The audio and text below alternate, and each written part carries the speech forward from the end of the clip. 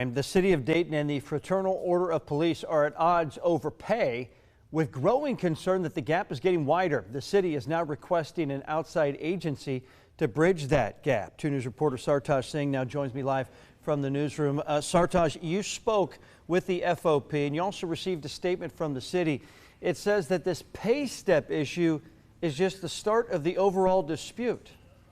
That's right, John. There's also an issue when it comes to whether there has been a contract that has been signed. The city says that no such contract has been signed, but the Fraternal Order of Police tell me that they have an agreement signed and approved by FOP members and even members of the city.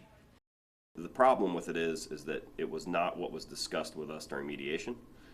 It is far outside of the box of what the past practice is here and how we do pay steps. The city of Dayton and the Dayton Fraternal Order of Police are at a standstill, with pay increases that officers would see after a selected time of service at the forefront of this dispute.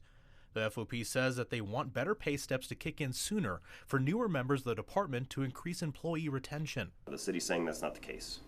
They're saying that the months of service no longer applies your seniority for pay steps. It still applies as your seniority.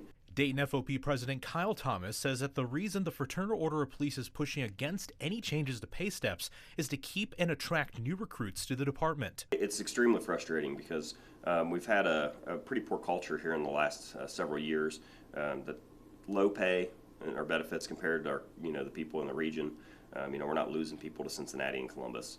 We're losing people to our neighbors. The city has retention, attrition, and a hiring issue. The city of Dayton addressed the FOP's concerns in a statement, saying in part, quote, "We understand that the FOP is frustrated over interpretation of the pay steps in the tentative agreement between the city and FOP, as is the city."